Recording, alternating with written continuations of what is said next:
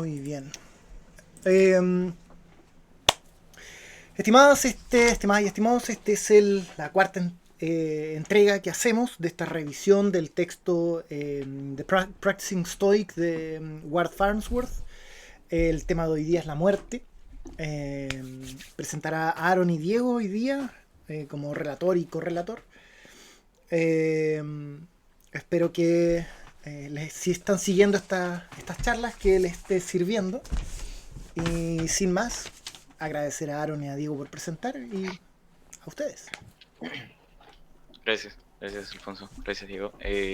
Bueno, hoy vamos a hablar sobre la muerte en el capítulo 4 de The Practicing Stoic. Empezar como que con un contexto, ¿no? Con el contexto y sobre todo cómo vemos a la muerte en Latinoamérica. Yo le he puesto acá el problema con la muerte porque creo que sí llega a ser un problema cómo concebimos a la muerte según la religión. Acá tengo un dato del Banco Mundial eh, y sobre el estimado de católicos y evangélicos o protestantes en América Latina. Y creo que esto es clave para poder entender por qué le tememos a la muerte, ¿no? De hecho, también quisiera comentar un caso mío. Yo cuando era pequeño estaba en primaria. Tuve una profesora que era evangélica, ¿no? Y esta profesora lo que hacía era como que en la clase de religión, en los recreos, nos daba ciertos cómics. Cómics como que eran del tamaño de como que una tarjeta de crédito, en los cuales básicamente lo que se hacía era como que a través del miedo eh, buscar convertir a personas a, bueno, a que practiquen la religión evangélica. Y claro, ¿no? Entonces, todo esto se usaba la muerte como como una herramienta para que esto cale más en las personas, bueno, en nosotros, ¿no? Y al parecer googleando, esto no es esto, estas revisitas sí son muy populares dentro de la religión evangélica y, y claro, ¿no? Te presenta como que, ah, ¿sabes qué? Tienes que, ni siquiera ser bueno, tienes que ser evangélico, tienes que practicar, tienes que rezarle a Dios, tienes que sentir culpa para que de esa manera puedas entrar al reino de los cielos, ¿no? Entonces, a raíz de esto yo tuve como que yo siendo tan pequeño, tenía un temor que yo creo que no era nada saludable ni normal para una persona de su edad y para una persona en general a la muerte, ¿no? Entonces, por eso o sea, queremos acá con Diego hablar de qué es la muerte, ¿no? Porque dentro de todo, la muerte no es como lo pinta la religión, la muerte no es como las películas, no. O sea, la muerte para los estoicos, eh, empezando, ¿no? Es un externo, no, no es esto. Y como externo, no es algo que es un indiferente. La muerte no es buena ni mala y la muerte tampoco es inevitable, ¿no? También es indolora y creo que estas cuatro características eh, hacen que la muerte no deba de incidir en cómo llegamos a la virtud, ¿no? La muerte no tendría que traer tormento, porque al fin de cuentas, cuando la muerte está, nosotros como personas no estamos, ¿no? Entonces, creo que la muerte no es no es la imagen de la calavera que con la hoz y capucha que tenemos como que una costumbre latina, no, ni siquiera si es latina, pero es lo que nosotros pensamos, ¿no? Al respecto. Y creo que ahora Diego puede ahondar un poco más con lo que es la muerte, según el capítulo, a raíz de las citas que ha podido recolectar.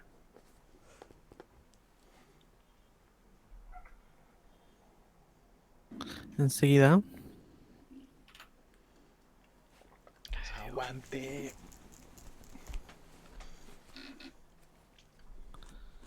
Presentar una ventana. Aguante, cabros. ¿Se ve? Oh, yes.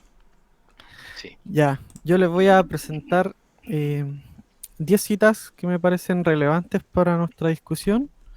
De esas 10, 9 estaban en el texto de Practicing Stoic y una la añadí para complementar. Vamos a partir con Epícteto, en las disertaciones 2.1.13. Dice, ¿por qué no es la muerte o el dolor lo aterrador, sino el miedo que sentimos ante la muerte o el dolor? Mientras que en realidad hacemos lo contrario. A la muerte oponemos la huida, mientras que a nuestra opinión sobre ella el descuido, la negligencia y la indiferencia. Esta es la traducción de disertaciones de Hart, bastante nueva, 2014, porque la traducción en español no me agradó mucho, al menos en estos pasajes, así que me tomé esa molestia de traer otras fuentes. Y lo que dice básicamente esta cita es que lo terrible no es la muerte, sino que es el miedo a la muerte, ¿cierto? El miedo vendría siendo cognitivo, vendrían siendo falsas creencias, que tal como mencionó el compañero aquí, eh, el trabajo del estoico va a ser como eliminar esas falsas creencias y analizar a la muerte como, tal como es, como, no como doxa, sino como episteme. Entonces, dos errores que hay y que hacemos es que oponemos la huida a la muerte. O sea, arrancamos de lo que es natural, de lo que es un hecho. Y eso es algo que el estoicismo no va, porque en el estoicismo se ama el destino, se aceptan los eventos y, y a la vez estamos oponiendo descuido, negligencia, indiferencia a la opinión que tenemos de la muerte. Entonces estamos descuidándola, estamos tomando lo que nos enseñan desde niños, eh, o estamos simplemente ignorándola, tapándola, escondiéndola, cuando deberíamos estar mirándola a la cara y ver tal como es. Y eso se ve en la siguiente frase, que también es de Epicteto, dice, ¿qué es la muerte? Un fantasma. Dale la vuelta y lo descubrirás. Mira, no muerde. Tarde o temprano tu pobre cuerpo debe ser separado de su retazo de espíritu vital, tal como lo fue antes. ¿Por qué te enfadas si ha de ser ahora? Si no se separa ahora, está asegurado que lo hará. Entonces aquí Epicteto define a la muerte como un fantasma. O sea, aquí está, en realidad es Sócrates o Platón quien define a la muerte como un fantasma que está como hecho para asustar. Eh, Aquí la traducción Hart puso boogie, que si saben un poco inglés, boogeyman vendría siendo como el cuco o el coco acá. O sea, acá en Chile se dice cuco. Y la traducción en español decía una careta. Y por eso no me agradaba. Y, eh, ¿qué más le voy a decir? Y lo otro es que en la traducción en español también decía, en vez de tu pobre cuerpo, decía tu cuerpecito. Y tu almacita. Y me pareció bastante raro. No creo que Epíteto estuviera usando esos diminutivos para hablar de algo tan Dale. serio como la muerte. Así que por eso preferí traer otras traducciones. Y en la imagen que puse algunas falsas creencias, por ejemplo, que es lo más terrible, que en realidad para el estoicismo hay cosas peores que la muerte. Y también algunas como falsas creencias que andan como en lo supersticioso de la gente, ¿cierto? Que da malas vibras, que es como un tabú la muerte, que no hay que hablar de ella para no invocar a Satanás o no atraer malas cosas. Ahora vamos a pasar a Marco Aurelio, traducción de Gredos. Dice, no desdeñen la muerte, antes bien acógela gustosamente, en la convicción de que esta también es una de las cosas que la naturaleza quiere, porque cuál es la juventud, la vejez, el crecimiento, la plenitud de la vida, el salir de los dientes, la barba, las canas, la fecundación, la preñez, el alumbramiento y las demás actividades naturales que llevan las estaciones de la vida, tal es también tu propia disolución. Por consiguiente, es propio de un hombre dotado de razón comportarse ante la muerte no con hostilidad, ni con vehemencia, ni con orgullo, sino abordarla como una más de las actividades naturales. Entonces, aquí de nuevo la muerte se aborda de forma natural, tal y es como equivalente a nacer o a envejecer o a enfermarse. Seguimos con Marco Aurelio.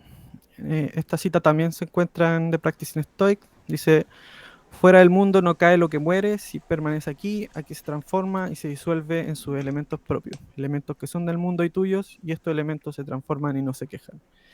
Y aquí Marco Aurelio aborda la muerte desde la física estoica, del monismo. Aquí se ve el naturalismo, donde no hay otro mundo supernatural como lo puede proponer el platonismo o el cristianismo, sino que todo permanece en este mundo, solamente que cambia, tal como dice Heráclito. Y también hay una frase que dice: el cambio es el deleite de la naturaleza, que también está citando a Heráclito, Marco Aurelio en esa. Y para que se entienda mejor, traje otra frase de las meditaciones que complementaría esta. Dice: yo consisto de causa y materia, ninguna de estas perecerá en la nada, así como no surgieron de la nada. De ello se deduce que cada parte de mí simplemente sufrirá cambios y será asignada a alguna parte del universo, y luego esa parte será cambiada para formar otra parte del universo, y así hasta el infinito. Y puse de imagen de referencia al ciclo de la vida, ¿no? Que la gacela que come pasto, que es comida por el león, que ellos alimentan a los buitres cuando mueren, y también al pasto, ¿cierto? Eh, y ya ahora vamos con Séneca, la Epístolas Morales. Ambas frases o citas parecen bastante relacionadas. ¿A quién me nombrarás que conceda algún valor al tiempo, que ponga precio al día, que comprenda que va muriendo cada momento? Realmente nos engañamos en esto, que consideremos lejana la muerte, siendo así que gran parte de ella ya ha pasado. Todo cuanto de nuestra vida queda atrás, la muerte lo posee. Y la siguiente dice: cada día morimos, cada día perdemos una porción de nuestra vida, y hasta cuando crecemos nuestra vida decrece. Perdimos la infancia, después la mocedad, después la juventud, hasta el día de ayer todo el tiempo pasado está muerto, y aún el propio día de hoy lo repartimos con la muerte. Entonces, aquí en la imagen igual traté de reflejar como nuestra visión arriba, ¿cierto? La persona que está arriba, de que la muerte está en el futuro, está adelante, y bueno, nosotros la vemos mucho más lejana, la vemos como casi algo imposible o poco probable, cuando para los estoicos cada paso que damos ya pertenece a la muerte, ya, y también la muerte está en el presente. Y entonces, además de analizar la muerte de forma natural, erradicar las falsas creencias, el estoicismo busca la utilidad que la muerte nos puede dar en nuestra vida, de, de, porque ellos, como ustedes saben, tratan de buscar siempre lo bueno en las cosas. Y eso se puede ver en la siguiente frase, que es de Epicteto en la Inquiridión, la primera: ten presente todos los días la muerte, el destierro y todo cuanto parece terrible, pero sobre todo la muerte. De ese modo nunca tendrás pensamiento abyecto ni desearás nada en demasía. Y la del Marco Aurelio, que dice: la perfección del carácter reside en esto, en vivir cada día como si fuera el último, sin turbación, sin apatía y sin pretensiones. Entonces aquí se ve cómo incluso la muerte es usada como para poner en perspectiva el día. eh, y no es de extrañar que Marco Aurelio tenga citas parecidas a las de Epicteto, ya que lo leía. Y bueno, esas fueron las frases que me parecen relevantes. Así que Aaron puede continuar con la presentación. Ujú. Gracias, gracias, Diego. Sí, em, bueno, un momento, por favor. Yo debería inventar un yo debería inventar un jingle para estos momentos, un jingle estoico, algo así como Marco Aurelio, Séneca y Epicteto. Ya, mejor no lo voy a presentar el PPT con los bullets, pero sí me gustaría como que incidir en los puntos más claves sobre este texto de los sentimientos ante la nada terrible muerte en la filosofía estoica, y por qué creo que es esto un poco más esclarecedor para llevar o sobrellevar la muerte. Eh, yo creo que si bien esto empieza definiendo que la muerte es algo que él es, entre comillas, ajeno a la virtud, no sé si me equivoco, en el sentido que no es un, no debería ser un obstáculo para llegar a ella. En este camino demuestra que o dice que es un indiferente no preferible, ¿no? Y que si bien con el valor convencional que se le ha dado a la muerte, puede parecer algo que se debería de evitar y algo a lo que se le tiene miedo, ¿no? Pero como ya mencionó Diego, no es el miedo a la muerte, es el miedo como que a los pensamientos que tenemos sobre ella, ¿no? Entonces, ahí ahonda con los sentimientos incorrectos y correctos hacia la muerte, ¿no?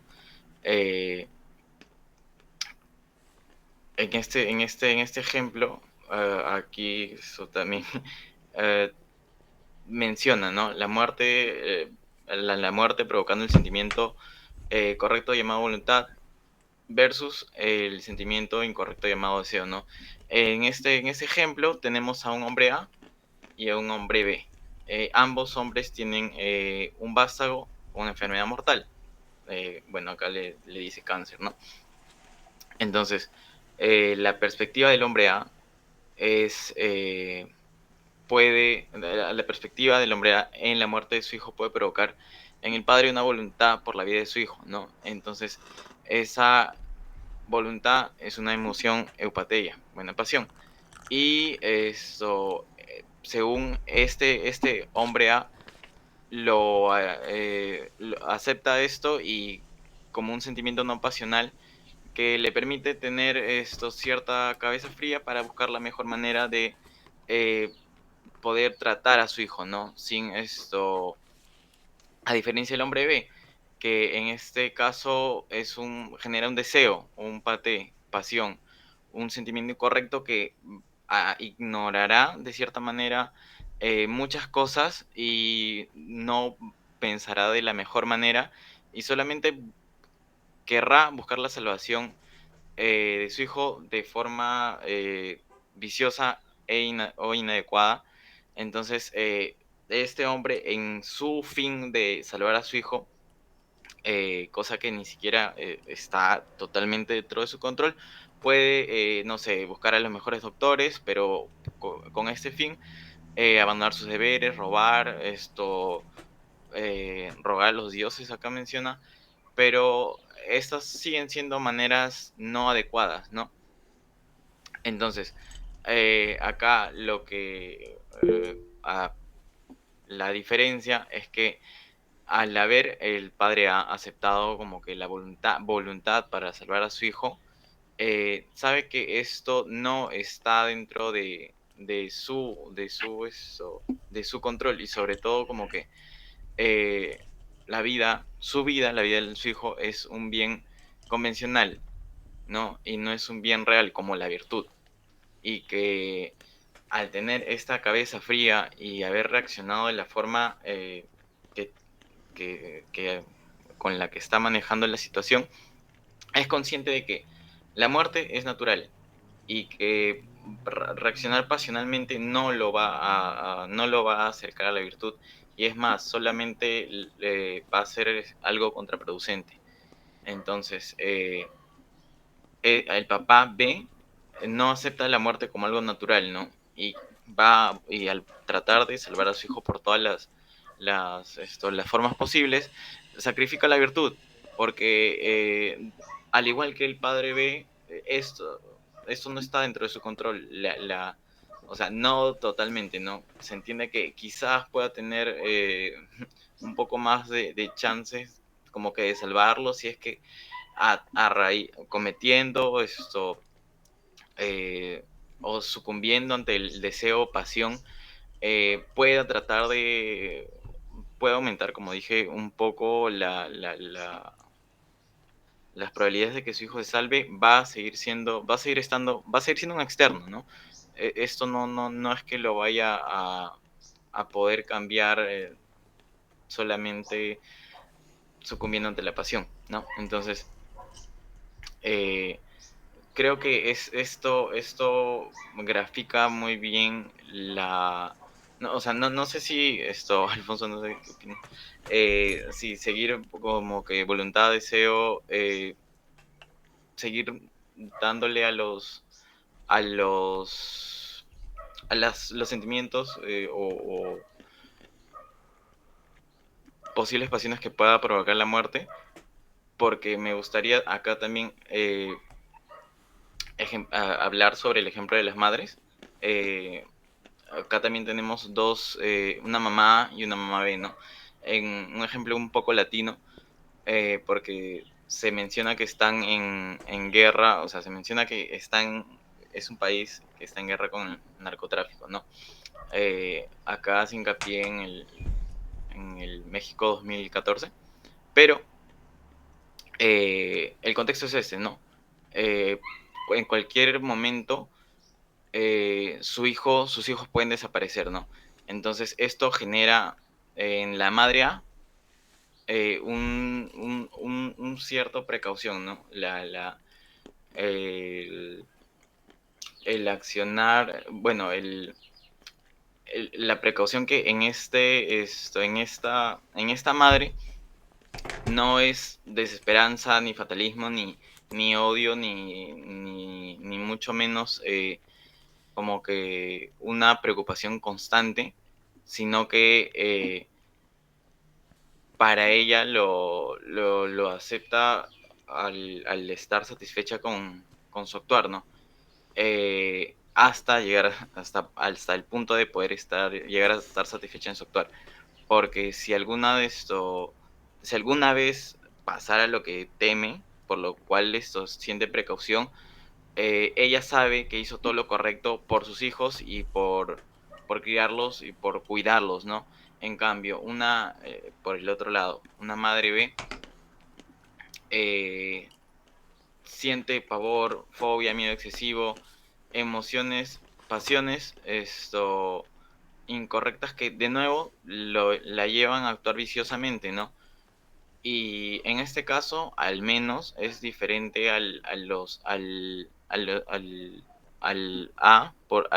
perdón, al de los padres, porque acá no puede hacer nada, o en este contexto no puede hacer nada para siquiera tratar de aumentar las chances de vida, podría decirse, ¿no? Eh, Porque es un externo y sigue sucumbiendo, al seguir sucumbiendo en esta ante esta pasión, ante este deseo porque sus hijos no mueran, a la única persona que va a afectar negativamente es a ella y a sus hijos, ¿no? Porque de todas maneras no se dice, pero poniéndolo como que en un contexto, como que empatizando un poco, perdón, con esta posible señora y su familia. eh, Perdón, no vi esto, Diego, el mensaje. ¿Podrías repetir el Ah, no, mensaje? no, no, no te preocupes, no te preocupes. Me está gustando el ejemplo de las madres. Ah, Más ya. porque entiendo a lo que te refieres. Ese es un dejo mexicano que... ya. Entonces, bueno, las madres. Perdón, ¿en qué estaba? Ya, empatizando un poco con este ejemplo, creo que Latinoamérica sí es bien, y algunas zonas son más, tienen el narcotráfico más presente y o sea, creo que todo Latinoamérica ha tenido conflictos armados internos y eso está muy latente, ¿no? Entonces, al estar preocupada la madre, no solamente entre comillas, actúa incorrectamente, sucumbiendo ante estas pasiones, estos deseos, sino que no puede hacer nada, no hay nada que pueda hacer y esto podría o genera, mejor dicho, ansiedad, genera uh, reacciones físicas que solamente hacen un círculo y un bucle en el cual ella misma y sus seres queridos se carcomen, ¿no? Ante algo que no pueden hacer, no pueden controlar. Entonces, ya no voy a como que creo que poner más ejemplos porque creo que de alguna manera ya siguen ejemplificando otros ejemplifican bien por qué no tenerle miedo a la muerte o por qué o cómo, siendo la muerte un externo, no hay nada que podamos hacer ante ella, sino más que como el señor A, aceptarla como es y tener la voluntad de que se ha hecho todo lo que se ha podido y que se ha actuado de la mejor manera para esto llegar a ella en paz, se podría decir, ¿no? Eso es esto. Bueno, hasta ahí está con los ejemplos, ¿no? También creo que es importante señalar que eh, los estoicos reconocen que hay reacciones naturales del cuerpo que ni siquiera el más virtuoso feliz puede controlar, ¿no? Acá ejemplifica el sobresalto de un trueno, el quitar la mano cuando se siente algo muy caliente, el agitamiento ante algún hecho inesperado o algo que no estaba dentro de lo previsto, que te pudo haber asustado, y acá define bien lo que, eh, lo que son la preemoción o protopasión, ¿cierto? Eh, Como impulsos del cuerpo, ¿no? Hay cosas que efectivamente no, si suena un balazo y vives esto en los ejemplos de la señora A y B, te vas a preocupar. No es algo que como que puedas controlar, pero eh, la diferencia con estas preemociones es que pueden, digamos, estas no impiden conseguir la virtud, ¿no? No es que si tienes esta protopasión, eh, es un obstáculo para estar, digamos, eh, eh, a ver, voy a retroceder un poco para poner el ejemplo del papá, porque creo que se me hace más fácil. Digamos que está el papá, el señor A, el, del cual su hijo tenía cáncer, y le llega una comunicación del doctor que le dice, no sé, tenemos que hablar, ¿no? Ante eso, un padre que tiene un hijo en un estado eh, muy delicado, lo primero que puede pensar es, y poniendo el ejemplo de las preemociones, es que no sé, me va a decir cuánto tiempo de vida le queda a mi hijo, se va a morir y me lo tiene que decir en persona. Este cliché, ¿no? De los hospitales, en cine, en series, en los cuales los doctores solo dicen cosas graves, fuertes, en persona, ¿no? Entonces, digamos, esta puede ser estos pensamientos automáticos pueden estar gatillados, por decirlo así, ante esta comunicación. Pero eso no quiere decir que el hombre no esté aceptando su voluntad, la voluntad que tiene ante la muerte para, para con su hijo, para con él en general, ¿no? Son cosas que simplemente a veces no puedes controlar, ni el más estoico podría controlar, pero de alguna manera lo acepta. No sé si esto queda un poco claro. Eh, bueno, sí, queda claro. Prosigo. Antes, bueno, una vez ya diferenciada la preemoción de la emoción, también se habla sobre la idea del miedo hacia la muerte como un sentimiento inadecuado, ¿no? Y su repercusión en la antigua Roma. Ese es el título del capítulo, pero llega con varios puntos, ¿no? Como por ejemplo que el estoicismo, y ahí también voy a citar a una conversación anterior, que es como que para el lenguaje de ese tiempo no existía la emoción, y esto lo estoy citando de Diego, no existía la emoción. No sé si quieres ¿quieres hablarlo tú, Diego? Sí, sí, sí, o sea, de hecho lo vi esto justo en uno de tus videos y me resultó muy acertado, así que yo sí quisiera me gustaría que tú lo expliques Sí, bueno, y esto yo lo saqué de John Sellars, está en su video, una charla sobre las emociones que tiene, y decía que era imposible que el estoico reprimiera emoción por la sencilla razón de que ellos no hablaban inglés. Y como que ahí la audiencia igual se rió, pero es cierto porque son definiciones distintas. Y por eso yo en mi video quise ser al tiro como directo y definiendo las pasé, como la falsa opinión, lo cognitivo. Eso es lo que los estoicos rechazan, no la emoción. Y, y creo que la palabra emoción conlleva más cosas, o al menos coloquialmente se entiende así, como que es eh, sensación corporal, interpretación, conducta, acción. em,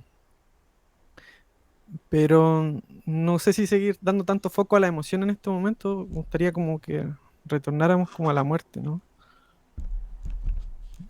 sí, sí, lo mencionaba porque la diferenciación, claro, lo que los estoicos no hablan inglés, español, entonces para ellos se les tomaba como eh, protopasión, eh, premoción, protopasión y, bueno, eliminar el pánico a la muerte estaba como que en el hecho que no tenían este imaginario que tenemos nosotros. No sé si se entiende. Eh, entonces, bueno, también habla sobre el suicidio, ¿no? Que para ellos era un abrazo voluntario hacia la muerte, ¿no?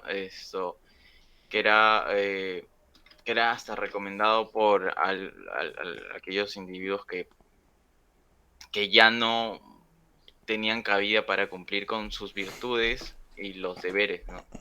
Entonces, si les esperaba una vida de vicios, de pasiones, creo que creían que quitarse la vida era una decisión racional y bueno, ya con, eh, como un mandato divino también, ¿no?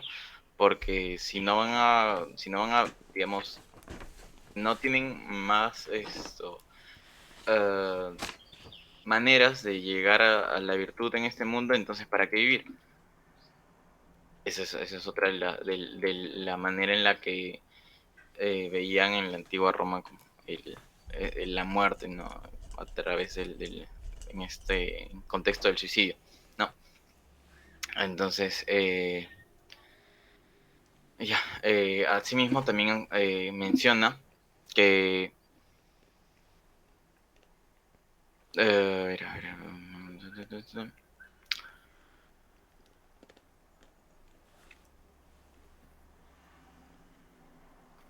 acá en los siguientes puntos que toca, creo que lo más resaltante es en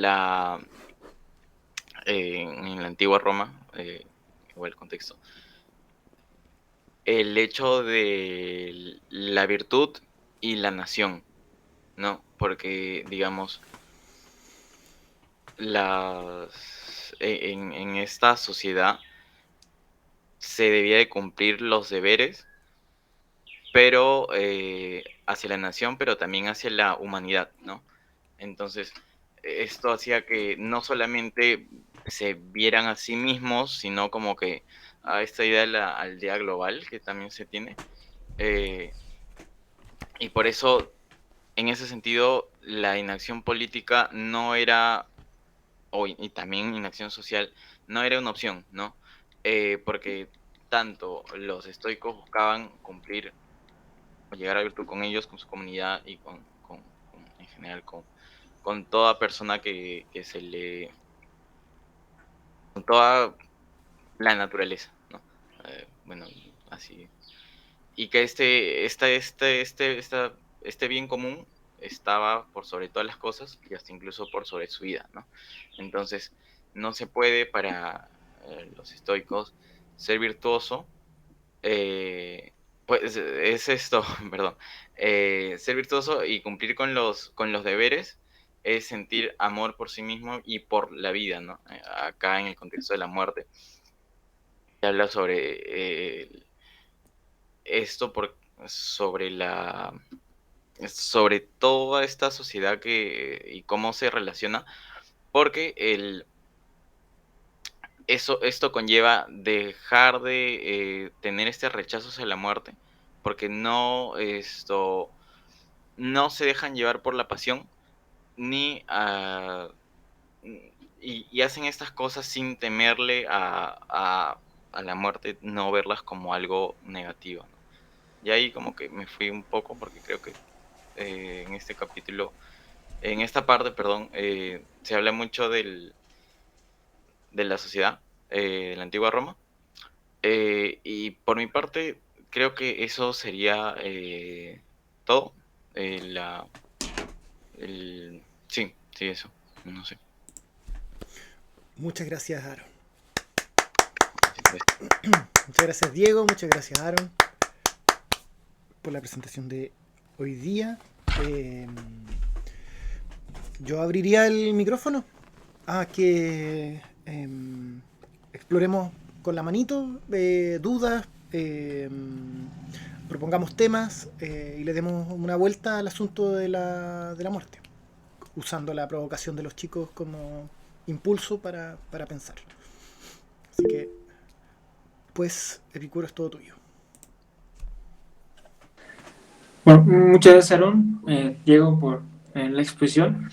Me gustaron mucho los ejemplos, por eso fue lo que más saqué algunos apuntes. Sin embargo, con lo que me gustaría empezar era con esta ya clásica batalla con Diego acerca de lo cognitivo. Yo creo que, atendiendo al ejemplo de las madres de Aarón, no era tanto el miedo a la muerte de sus hijos. Bueno, para breve contexto, es un caso en el que chicos murieron y no se ha esclarecido el asunto, para no entrar más en detalles. Más bien creería que lo que sienten estas emociones, si podemos decir como irracionales de las madres, sería más hacia la injusticia de no tener un esclarecimiento de lo que pasó realmente en el asesinato de sus hijos, porque cabe la posibilidad de que en caso de que se llegara a dar una solución, una resolución, tuvieran tranquilidad, ¿no? Es como hay padres que pierden a sus hijos, hijas, y el hecho de tener su cuerpo les da una tranquilidad, les brinda cierta paz, y lo que los mantiene en tormento por varios años, meses, décadas, es el hecho de no saber realmente qué pasó con su hijo o hija y en dónde está su cuerpo. Y citando a Marco Aurelio, ¿puedo presentar en pantalla? Es que tengo una nota.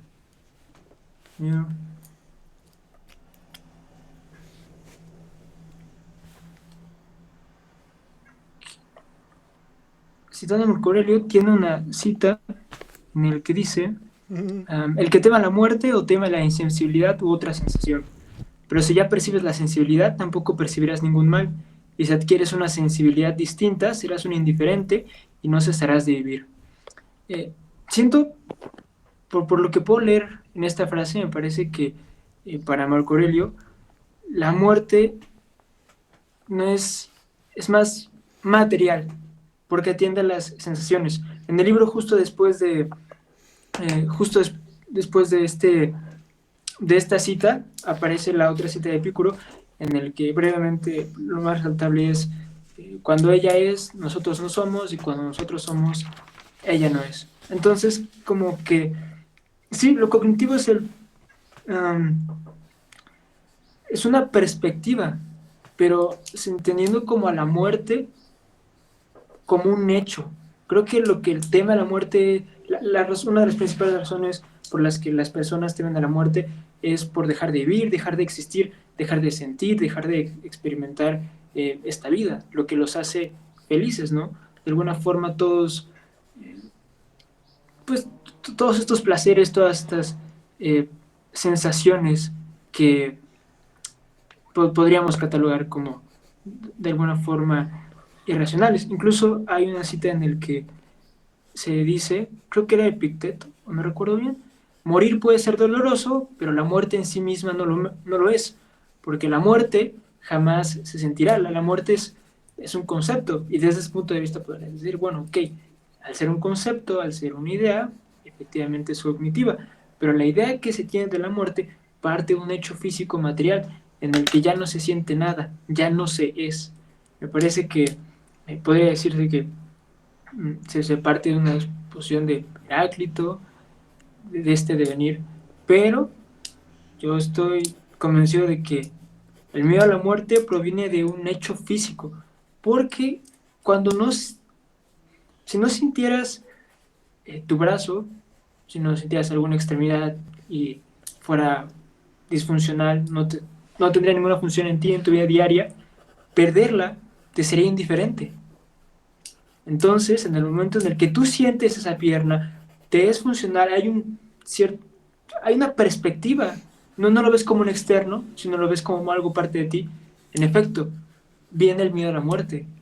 La vida, al ser nosotros, al ser nuestra, mi vida, es cuando surge el miedo. Es lo que quería decir.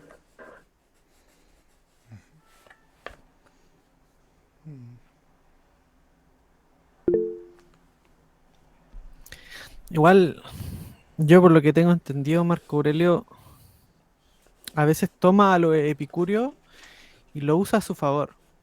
Y de hecho creo que Epícteto también en las disertaciones lo hace. Que es como, mira, ellos son hedonistas, ellos persiguen el placer y piensan que el dolor es un mal, pero aún así ellos no le temen a la muerte. Entonces, ¿qué nos queda a nosotros que somos los estoicos? Algo así, estoy como parafraseando. Pero me parece como interesante igual que es un punto en común entre epicureísmo y estoicismo. Y los estoicos usan de forma como didáctica a los epicúreos, al menos en varias citas. Y eso de momento se me ocurre.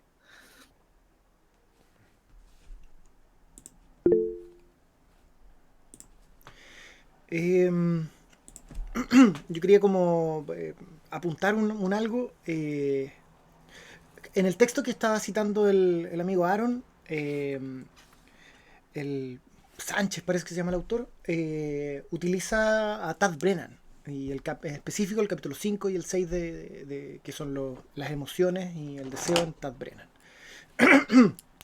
Y Tad Brennan lo que hace es dividir las emociones que tenemos todos los humanos, Francisco, todos los humanos, y las que deberían o se supone que deberían tener los sabios, ¿no? Hacia dónde tender. Entonces oponemos la vida común de todos nosotros y la persona que tiene un uso de la recta razón.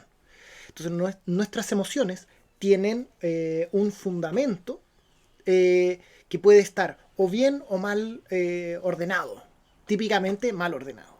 Quien tiene la recta razón podrá, utilizando esta razón, revisar los fundamentos de sus emociones y llegar a una verdadera emoción, la emoción correcta. Esto es un tema que es difícil de como leer sin encontrar ruido a las primeras veces que uno se encuentra con lo correcto, lo incorrecto, lo verdadero, lo falso. Pero bueno, ese es el marco lógico entre lo verdadero y la emoción verdadera que tiene el estoicismo. Bueno, el punto que quiero aquí señalar es que el marco o la tabla que establece Tad Brennan son dos ejes, ¿no? En otro momento lo podemos tirar. Entonces, en las dos columnas tenemos el placer y el dolor, y en las filas tenemos el ahora y el después. Entonces, la persona que nosotros no tenemos un uso de razón ordenada, en el placer de ahora sentimos placer y ganas de continuar sintiendo placer, porque tenemos la premisa de que sentir placer es bueno y continuar sintiendo placer es lo que queremos. El placer en el después implica un deseo, un anhelo, quiero después sentir placer, ¿no? El dolor en el ahora nos produce rechazo o huir porque tenemos la premisa, sentir dolor ahora es malo y tengo que evitarlo a toda costa. Y sentir dolor después es el fundamento del miedo, ¿no? Entonces ahí Tad Brennan ordena, ahí tenemos como deseo, miedo y tenemos placer, rechazo. Si lo dibujan en una tabla de 2x2 se entiende. El asunto acá que quiero apuntar es que eso está basado en una razón no recta, una razón que no ha examinado los fundamentos o no tiene las herramientas para darse cuenta los fundamentos falsos de sus emociones. En cambio, y por tanto tiene estas patheias, ¿no? Estos patheias, porque es irracional. En cambio, quien tiene un uso ordenado de la razón, de la recta razón, tendrá eupatheia, que en este mismo cuadro, donde teníamos placer y dolor y ahora, después, lo que tiene es, en un placer ahora, tiene joy, que yo creo que la traducción es como goce, pero en un sentido racional, es como, estoy sintiendo placer, pues qué muy bueno. Esto es un indiferente preferible, lo prefiero ahora, pero no me voy a desvivir por mantenerlo. El placer del después, Tad Brennan lo llama buena voluntad, y eso es lo que estaba diciendo Aaron, de voluntad. La buena voluntad es el goodwill, el desear, pero en un sentido racional. Es un perseguir el bien en un sentido armónico. Por ejemplo, si yo tengo hijos, yo tengo la buena voluntad de que ellos estén alimentados. No lo deseo en un sentido de anhelo y de irracional y de desesperación, sino que, como me corresponde siendo padre, pues yo busco que ellos estén como desapego. Es que creo que desapego es una palabra que tiene demasiadas connotaciones, pero puede ser.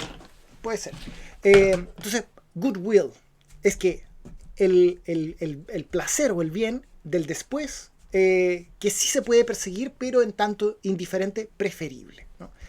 Y en la otra columna, que es el dolor ahora, en vez de rechazar y huir, uno tiene resistir. Si es que el dolor es inevitable, pues hay cosas que van a doler, como ir al gimnasio o dar una prueba muy difícil, o exponer cuando tenemos vergüenza. Entonces resistir. Y el dolor de después, en vez de miedo, que es lo que estamos hablando ahora del miedo a la muerte, lo que uno tiene es precaución. Entonces, a eso quiero llegar. La señora A, o no me acuerdo A o B, pero la señora que tenía miedo, es decir, tenía un fundamento irracional, porque leía la realidad, como por ejemplo, la vida de mis hijos es un bien. Esto suena extremo, pero en términos estoicos espero que se entienda en el marco en el que estamos conversando.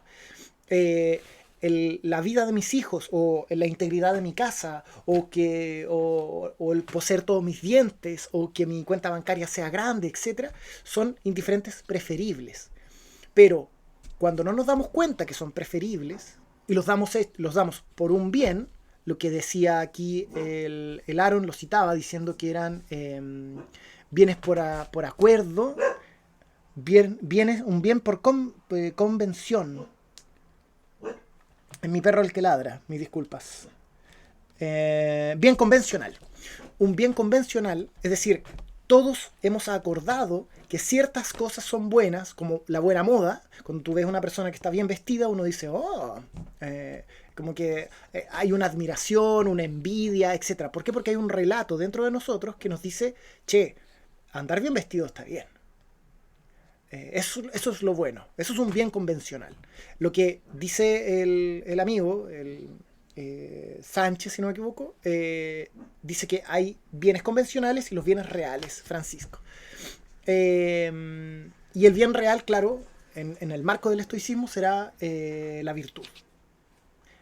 Y el mal estará en el vicio y el resto será indiferentes. Lo que quiero decir acá es que el ejemplo de las señoras, una lo que tenía era miedo y la otra lo que tenía era precaución. el miedo es irracional, la precaución es racional. Yo lo que aquí quiero como apuntar y empujar con bastantes ganas es que me ha encontrado cuando dicen que la muerte es un indiferente. Entonces, casi que cuando vienen a asaltarte, por ejemplo, o vienen a amenazarte de muerte, uno se ríe y dice, no me importa nada, mi vida no tiene valor, voy a defender mi billetera con este pecho. Claro, ahí hay un error en el fondo, porque estás tomando la categoría indiferente y dando todo por indiferente. Y no, la vida es un bien preferible. Y yo nunca lo he leído, pero me imagino que es un bien preferible por sobre tu billetera. Creo que es lógico. No sé si... nunca lo he escuchado canon, pero, es preferible entregar la billetera. Y no salir de tu casa por miedo es irracional, pero tener precaución en un barrio peligroso a cierta hora de la noche, andar con todo tu dinero encima o etcétera, sería un acto poco precavido. Y lo que llama el estoicismo es tener una eupaceia, una verdadera pasión, una verdadera emoción que nos haga precavidos. Por eso es que yo me lavo los dientes todas las mañanas y noches y tardes. Por eso es que yo alimento a mis hijos. Porque somos precavidos. No somos... yo, si tuviera que usar una categoría, es como ni cobardes, ni... es como... Ni racionales, ni cobardes, ni... Tendría que ordenarlo mejor. Pero es como no actuar a la locura. La razón también nos hace precavidos. Creo que... Bueno, eso es todo lo que quería decir. Temerario, gracias.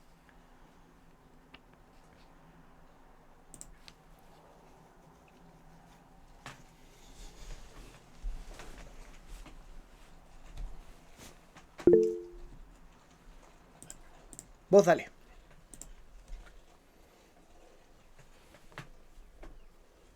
No, era yo creo. Eso, ya tomando un ejemplo más audiovisual y reciente, creo que esto se ejemplifica no sé si han visto la última película El gato con botas, lo siento.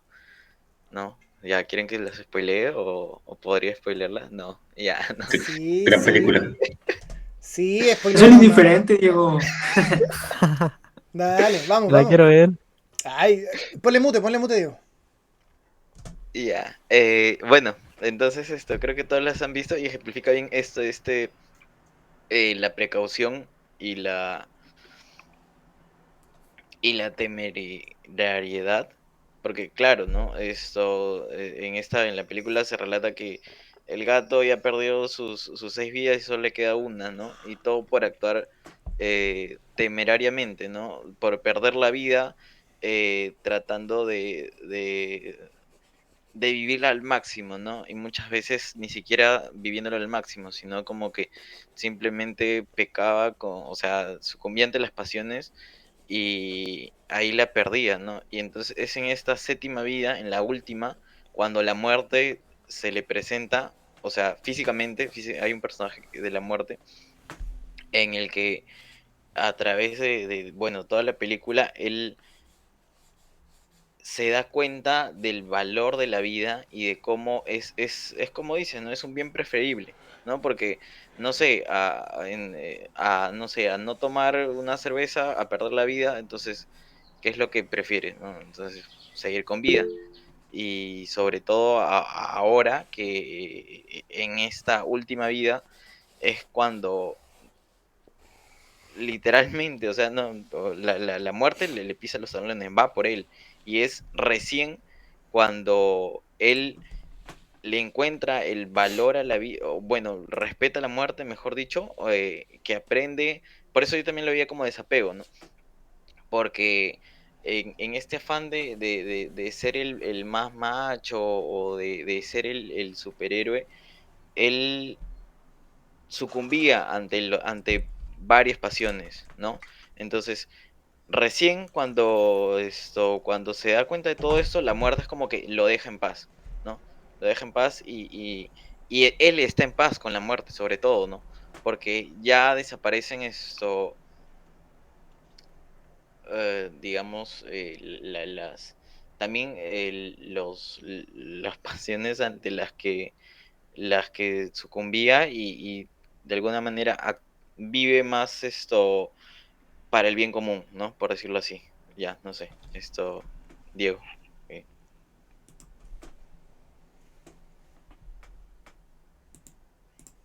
No sé si Darío quería hablar antes. No, no, denle no. Sí, sí, sí, eres tú, creo, no sé. No, Todo, no, ya no había el caso, sigan no. todo Después tuyo, intervengo. todo tuyo, Epicurio. Ok, Dale. perfecto. Eh, ya ven, bueno, creo que el mismo Darío fue el que mencionó en el grupo que el, el gato con botas era una gran película para hablar con los pequeños respecto a este tema de la muerte.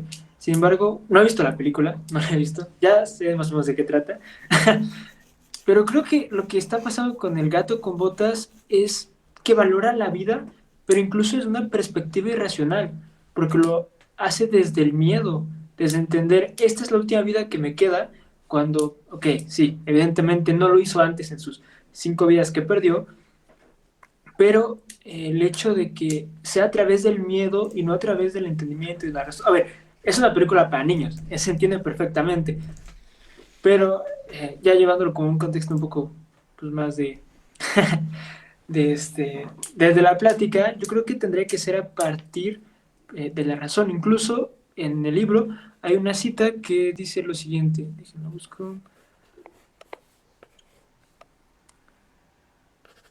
Tenemos que estar listos para la muerte antes que para la vida. Si no mal recuerdo, en el libro menciona que era Séneca, y citando trayendo otra cita hasta de Cicerón, toda la vida del filósofo es prepararse para la muerte. Sin embargo, con lo que me llama más la atención es esta de Séneca, en el que menciona que antes de aprender a vivir, antes de entender la vida, se tiene que entender la muerte. Pareciera como si a partir de ella se pudiera generar un concepto de vida. Sí, Darío en el grupo ponía un comentario respecto al tiempo y el nacimiento. Ya entendí bien que fue en Cicerón, ¿no? Que las disputaciones tusculanas menciona que por qué la muerte tendría que perpetuar nuestro dolor, significar más dolor, si antes de nacer Cicerón no sentía nada y está completamente seguro que después de la muerte tampoco seguirá sintiendo nada. Entonces, creo que si se va a hacer un concepto de la muerte para entender la vida, pues tiene que ser desde el punto de vista racional, ¿no? Incluso en el mismo libro se menciona que Séneca hace como una distinción entre la muerte, que la muerte para Séneca pertenece a un conjunto de cosas que parecen ser malas, pero que no lo son, simplemente parecieran serlo. ¿Por qué? Porque dice, pareciera que la muerte nos quita todas las cosas buenas. Tenía como en este aspecto que mencionaron del apego, pero quizás más que apego sería esta necesidad de perpetuar la felicidad, de perpetuar el placer hasta el cansancio. Y es que si perdiéramos la muerte, si perdiéramos el miedo a la muerte, nunca más seríamos esclavos. Incluso otra cita de Séneca mencionaba que yo no te tengo miedo y como no te tengo miedo, no soy tu esclavo. Como no soy esclavo, evidentemente tengo una condición de ser libre. Entonces es a partir de un entendimiento de lo que es la muerte y a partir de que se entiende, no se le tiene miedo porque se le ve como algo natural, ya que el miedo a la muerte podríamos justificar que es bueno y es parte de nosotros porque forma parte de un instinto de supervivencia. Sin embargo, seguimos justificando esta misma postura, esta premisa, a partir de ejemplos en el mundo natural, en el que vemos cómo la gran mayoría de las especies lucha por la supervivencia para preservarse. Sin embargo, es cierto que también hay especies en el reino animal que mueren deliberadamente. Las mantis religiosas, al momento de aparearse, el macho sabe que va a morir, lo acepta. Sin embargo, solo se presentan estas conductas en determinados contextos, Y aquí es cuando entra la diferencia. Sí, la amante religiosa el resto de su vida va a estar tratando de vivir y hasta ese momento acepta la muerte, sin más. No sabemos hasta qué grado sea su conciencia respecto a ese fenómeno, pero lo ve como parte del curso de la naturaleza. Entonces, en la facultad racional del ser humano, tal vez si viera la muerte como lo que es, como un proceso, es en el principio del libro se menciona que la muerte tiene dos connotaciones para los estoicos. Por una parte es un externo y por otra parte es un proceso de cambio. Un poquito más adelante menciona que morimos todos los días. Y es que en efecto, ¿no? El hecho de estar aquí, de alguna forma, en este devenir es morir lentamente. Quizá una cita de Montaigne, en la que menciona que no es la muerte, sino el proceso de morir. Porque, de acuerdo a Montaigne, la muerte es la mayor tarea que alguna vez llevaremos a cabo, ya que si bien la filosofía o el camino de la virtud nos pueden dar esbozos o esclarecer determinados conceptos, determinadas perspectivas en relación al capítulo anterior respecto a la muerte, el proceso de morir, si bien puede ser crónico, generalmente el momento durará unos minutos. Hay una expresión que se utiliza mucho aquí en México, no sé si sea el mismo caso en los demás países latinos, en el que se dice, estoy muerto en vida, pero eso es imposible. A lo que se hace referencia es un fenómeno de vacío, de soledad, de sinsentido. Se siente de alguna forma la nada, muy, muy, muy entre comillas. Y es que si esta premisa de estoy muerto en vida fuera cierta, nunca seríamos libres. Habría esta sensación de libertad. Entonces lleva a preguntarse a qué le tememos realmente. ¿Le tememos a la muerte? ¿O es otra cosa la que nos hace escondernos en las sábanas? Y traigo otra vez la cita de Marco Aurelio que mencioné hace un rato. Eso sería todo. Yo quería empujar el otro tema que leí. El texto se llama algo así como Grief and Mourning y es de Sharpe, el man que habíamos leído sobre la virtud. Philip Sharp, no me acuerdo cómo se llama. Muy breve, muy breve. Puede ser Matthew Sharp. Y él distingue entre grief y mourning. Grief es el dolor, el sufrimiento que uno tiene tras la muerte de alguien querido. Y el mourning es el luto, lo llama. Entonces, dice, el grief, en términos, el texto es mucho más largo, pero voy a hacer como la síntesis. La grief, el sufrir, es un proceso que nosotros llamaremos natural. Se muere un animal de tu tribu, que si se muere tu papá, se muere tu hermano, tu perro, tus abuelos, etc. Se muere alguien. Lo cual es naturalmente su protopatía, nos causará un sufrimiento. El cual, en específico, en las Consolaciones a Marcia de Séneca, reconocerá como existente y como válido. Él dice en un momento, y lo citaré muy mal, dice como, no seré yo quien te diga que tienes que limpiarte las lágrimas naturales. Dice incluso, dice como, hasta los animales cuando pierden a un ser querido sufren. Lloran, ¿no? Pero entendiendo el dolor, habrá el luto, y este luto pasa por nosotros. Es más, por así decirlo, es un producto cultural. Entonces, lo que diría Séneca es como, mira, el sufrir por el dolor de tu ser querido es natural, dale un tiempo que corresponda, pero armónico, proporcional, por así decirlo, más no habitemos en el sufrir, por así decirlo, suframos con límites. La pregunta es, ¿qué establece estos límites? Y Séneca dirá la razón. Sobre todo en el estilo del recordar. Y ese es el centro del argumento de las Consolaciones a Marcia. Dice, si vamos a recordar a nuestro hijo perdido, muerto, porque Marcia había perdido un hijo, algo así como Damión, algo, Deus, algo, 3 años atrás, y ella seguía sufriéndolo. Ella decía, y Séneca le recomendaba, mira, no te digo que no sufras, pero piénsalo eh, desde la otra vereda. Dice, agradezcamos que tuvimos una vida excelente junto a tu hijo. Gozaste de la vida que tenías con tu hijo. ¿Por qué esa memoria ha de causarnos dolor y no goce? ¿Por qué no sentir, en vez de este dolor, ya no sobre la hora y el futuro, sino sobre el pasado, por qué no tomarlo con orgullo? ¿Por qué no alegrarnos de que tuvimos momentos increíbles con el hijo? Y por otra parte, si fue un hijo malo, cosa que no era, y así lo decía Séneca, bueno, alegrarse, un joy, un goce, de que ese sufrimiento se acabó y que una vida ya se ha perdido, ¿no? Como si era una persona muy terrible. El mismo texto este que citábamos, lo no terrible que es la muerte, hablaba de la muerte de un tirano, por ejemplo.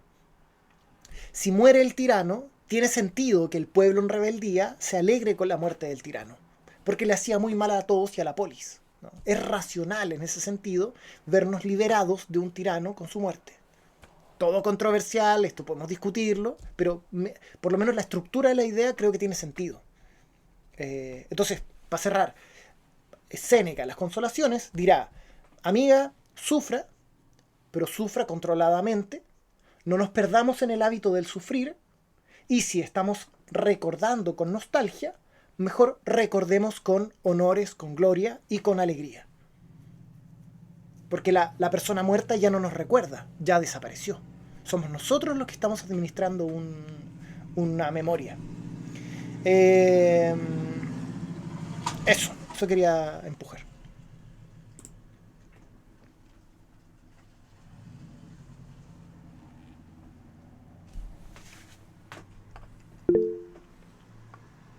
Vos dale. Por seguir un poco lo que estás comentando, eso lo podríamos relacionar como al tema del luto, ¿cierto? Y yo creo que es importante verlo siempre de un lado positivo, por así decirlo. Si uno extraña, si siente la ausencia de una persona, una vez que ya no está en este mundo, es porque es una confirmación que el vínculo que existió fue real. Y yo creo que eso, hasta cierto punto, igual es importante. Yo lo he vivenciado en el hecho que tengo a todos mis abuelos fallecidos. Y inevitablemente tengo que decir que hay uno que lo extraño muchísimo más que el otro. Y yo creo que eso es una comprobación de que fue una persona importante en mi vida.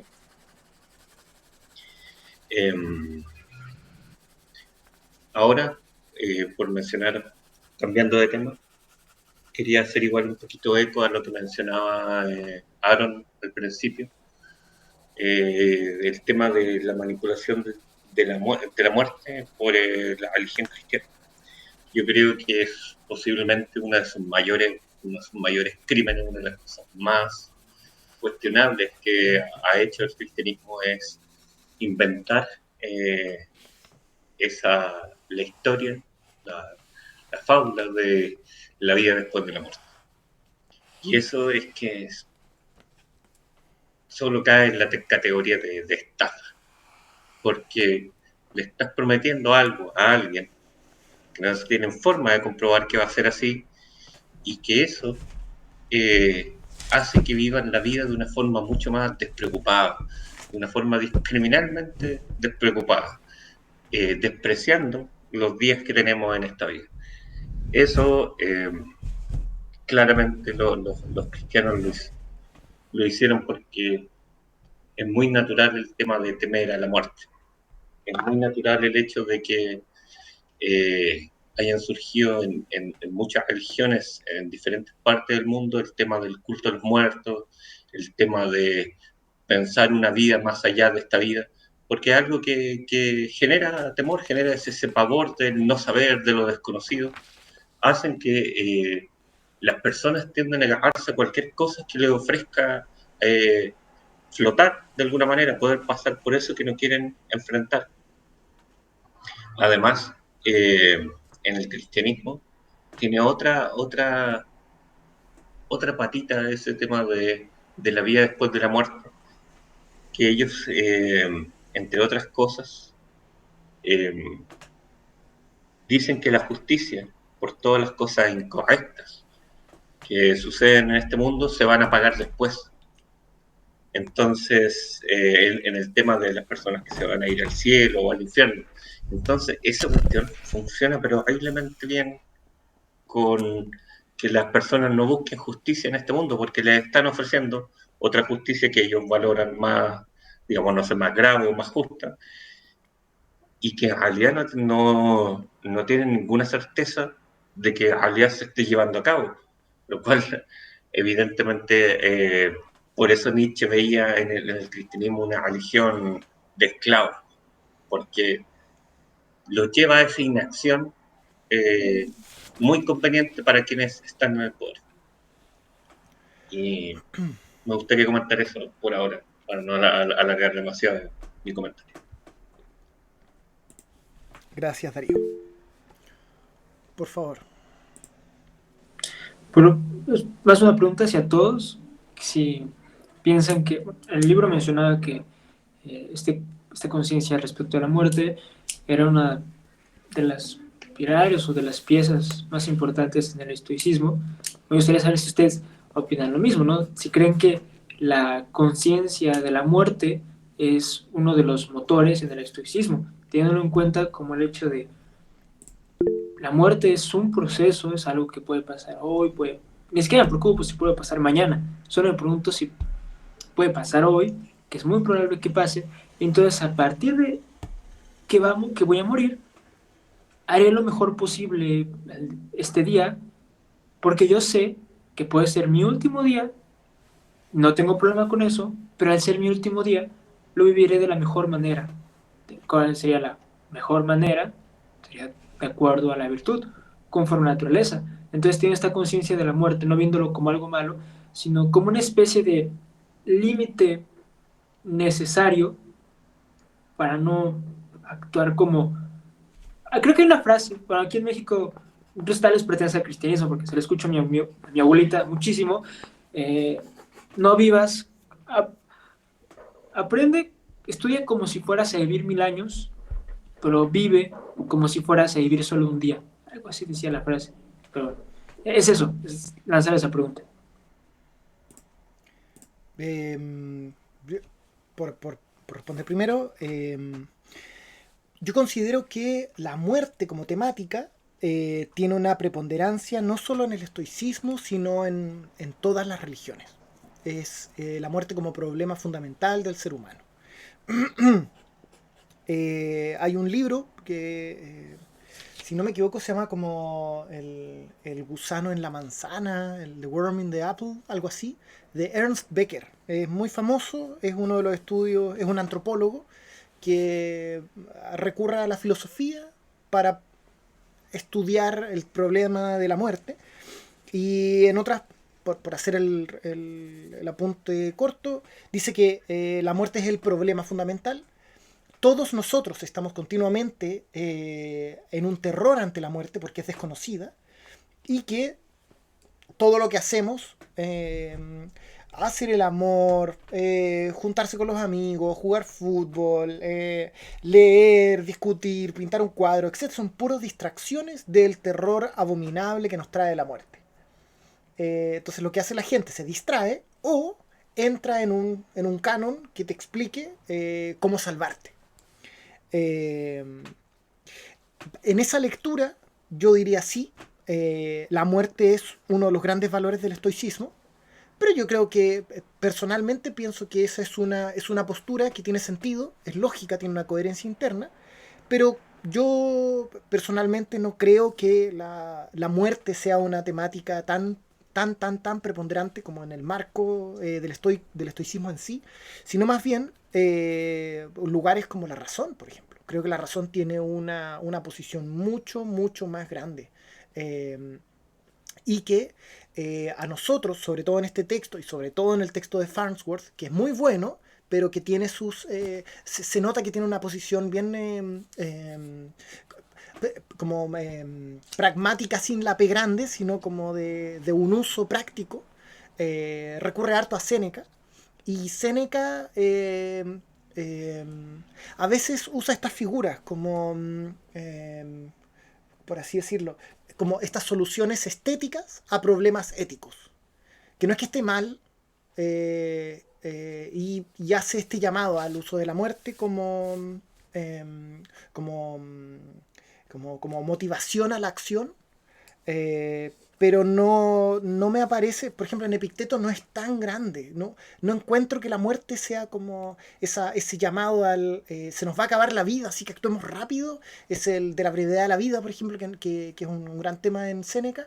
En Epicteto tiene más que ver con el recto pensar, una acción coherente, con un ser bueno con tus pares, cumplir con el rol que se te ha asignado del universo, pero la muerte no es o yo no me lo he encontrado así, por lo menos, no es como una motivación a la acción, no es como, bueno, eso, no es como en Séneca. Entonces no creo que sea tan grande. Es muy grande, sobre todo en el estoicismo contemporáneo, o sea, nosotros, porque somos una cultura donde la muerte es un tabú. Y creo que por eso se recurre al estoicismo como si fuese una rama más de la autoayuda, en la que nos va a dar una solución sobre la muerte. Y yo creo que la verdad, de nuevo, la muerte es un asunto más. Y creo que el estoicismo en verdad tiene que ver más con la vida como un todo, más que la muerte como un acto cúlmine de esta vida. En el fondo, la pregunta por el bien vivir, ¿qué es una vida bien vivida? Una vida bien vivida está en el ahora. Y no porque tenga menos días. De hecho, tenga un día, 14 días, 30 años más, la acción correcta tendrá que ver. No sé si será la misma, pero no se apurará porque la muerte venga y me roce los tobillos. Eso.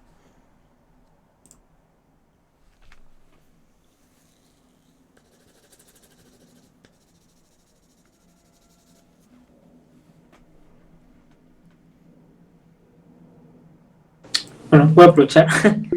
Bueno, si quieres, Darío, habla tú, Darío.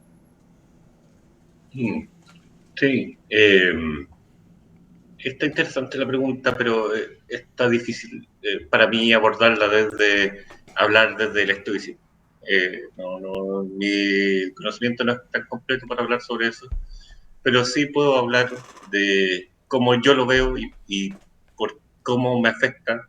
O sea, yo llegué parte del estoicismo, de hecho era lo primero que supe del estoicismo fue el tema del memento mori. De hecho, creo que en lenguaje en algún momento se vio todas esas figuras literarias y creo que estaba por ahí.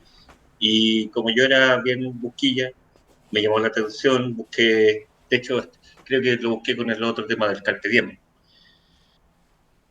Y para mí, yo creo que es que puede que efectivamente no sea tan necesario para todo el corpus teórico que existe, por así llamarlo.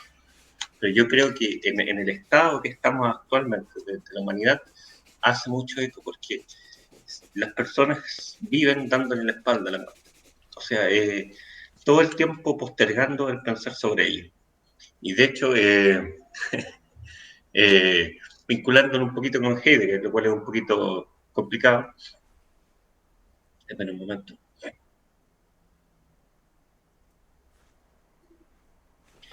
Se decía que Heidegger se ya despreciaba mucho a los médicos, porque la gente generaba como un sentimiento casi religioso hacia la medicina, pensando que prácticamente lo iba a salvar de cualquier cosa y hacía que las personas vivieran negligentemente. No sé si estoy parafraseando bien la historia, pero de que no se llevaba bien con los médicos, eso sí, me acuerdo. Sí, eso quería comentar. Yo creo que para la sociedad actual, muy importante la perspectiva que puede aportar el estoicismo. Sobre todo digamos, pateando de nuevo al cristianismo. Sobre todo por el efecto que ha generado el cristianismo sobre Occidente, sobre todo, esa mala relación con la muerte.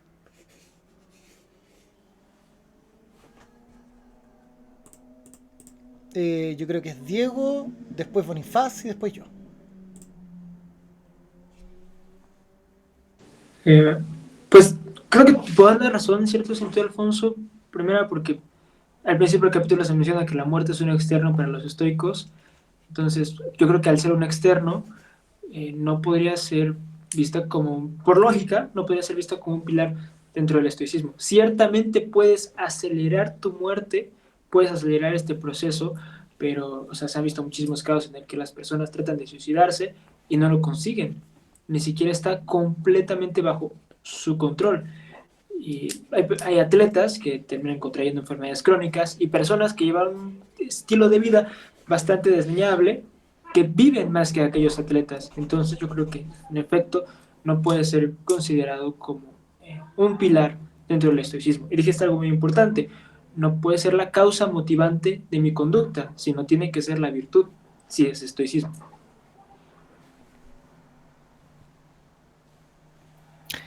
Sí, yo también iba a decir que para mí la columna vertebral siempre ha sido la razón, el sentimiento y la virtud.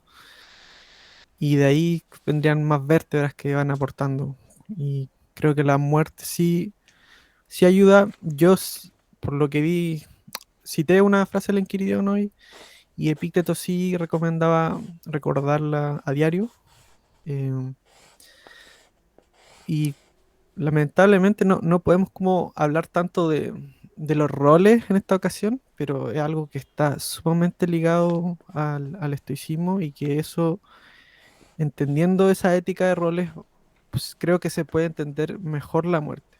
Porque para mí es como que estamos abordando la muerte desde fuera, desde como nuestra vivencia hacia el estoicismo, pero no la podemos abordar desde el sistema estoico como hacia afuera.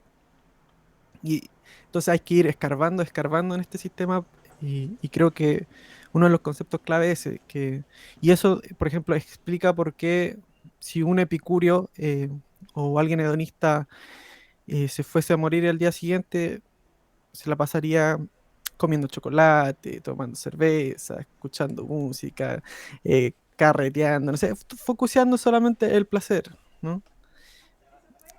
Porque es lo más valioso que él tiene. En cambio, el estoico priorizaría los roles.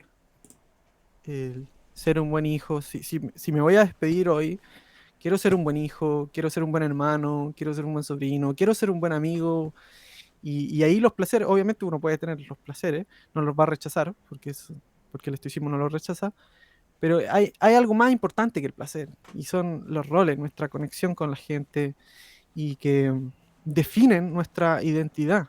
Que yo no solamente soy Diego Bonifaz, sino que soy hijo de Francisco, hijo de Graciela, nieto de Ricardo, dueño de mi perro Rigoberto, puta, divulgador algo de la Quinta Estoa, no sé, dentro de lo que se puede, bien humilde ese rol, pero puta que lo quiero.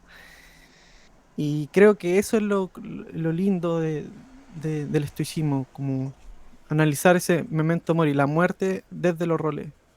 Y incluso va a sonar absurdo, pero yo incluso si me pasara a mí, yo estoy seguro que, porque estoy tan vinculado a esto, que es como que incluso en la noche me gustaría estudiar.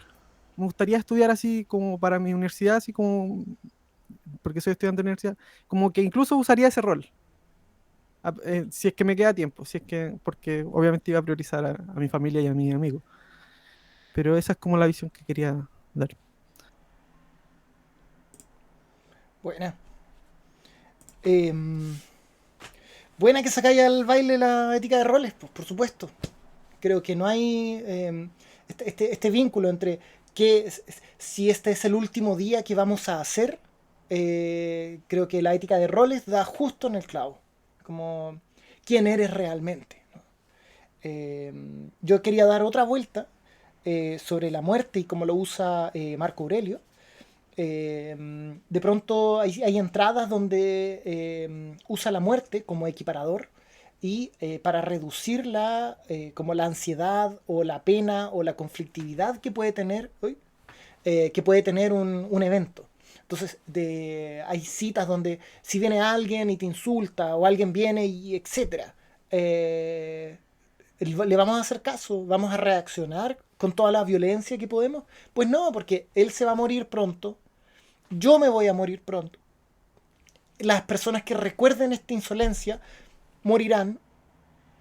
¿Qué valor tiene esta insolencia? ¿Es de reaccionar a ella? Si es que la muerte nos va a llevar a todos al final del día, no.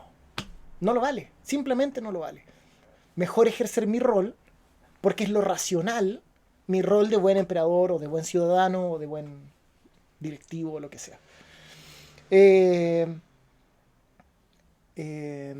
Y creo que, volviendo al tema de si es un pilar o no, yo no, insisto, o sea, subrayo, no creo que sea un pilar, pero tal como dicen ustedes, sin duda es una motivación. Uno puede usar la fuerza de esta idea de que la muerte nos lleva. Y es lo que, de pronto, cuando, no sé, yo le pongo timer a mi visión de Instagram, porque me gusta mucho Instagram y adquirí el vicio, la obsesión durante la pandemia, la soledad, etc. Y ahora que me aparece, no sé, ya estuviste 15 minutos en esta aplicación, Alfonso. ¿Quieres estar 15 minutos más? Yo tengo que poner un código, tengo que pedirme permiso, etcétera, etcétera. Y cuando estoy poniendo para darme 15 minutos o una hora más, que suele pasar, yo me pregunto, oye, pero ¿vamos a hacer esto hasta el día de la muerte? Cuando me vaya a morir, ¿voy a agradecer estos últimos 15 minutos? Pues no. Pues realmente no. Esto es simplemente arena en la misma app te la ofrece. Tu mismo teléfono te dice poner restricción temporal a las cosas. No voy a agradecerlo, no me voy a acordar de esto. Y ahora que estoy saliendo con una chamacuela, que me gusta harto, después el tiempo que no estoy con ella, es como, ya, Alfonso, no estoy con ella, pudiendo estarlo, hacer un buen uso de mi tiempo. ¿Voy a estar mirando acá el teléfono? Pues no. Si es que no voy a estar allá porque coordinamos que yo voy a leer y preparar estas sesiones o trabajar en la onda, pues tengo que usarlo. Porque después, cuando quiera estar con ella, no solo la muerte me está quitando tiempo, sino que yo, al mal usar este tiempo, tampoco estoy haciendo un uso apropiado de él. Sobre todo el que separé de cosas de roles que yo sí quiero cumplir o sí quiero experimentar. Así que sí, la muerte es un gran motor, es un gran motor. Pero creo que igual dependerá de nuestras culturas. Creo que esa entrada que hace Aaron con Diego al principio es súper buena. No podemos nosotros pensarnos por fuera del cristianismo, o por lo menos negar su existencia dentro de nuestra formación. Ahí está la salvación, ahí está el alma, ahí está la culpa. Y creo que reconocerlo es súper importante. Súper importante. Porque si reconocemos que la culpa existe y nos damos cuenta que es irracional, quizás la muerte sea otra manera de movilizarnos hacia una acción sensata o una acción virtuosa. No la culpa, sino el apremio de intentar hacer el bien ahora. Pero nada, estoy proponiendo nomás. Joven Diego. Conforme a las intervenciones, yo creo que nos llevo a la conclusión personal de que la muerte es más un concepto que es muy importante, ya que a la vista de estos estoicos es algo que ha aterrado a la humanidad.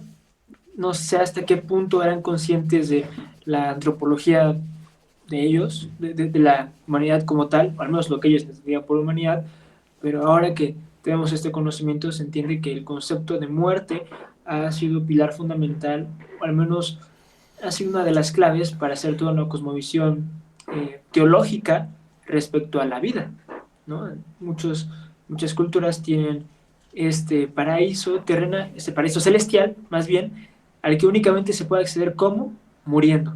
De ninguna forma puedes estar ahí si estás vivo. Entonces, por lo tanto, es necesario morir, aparte de una serie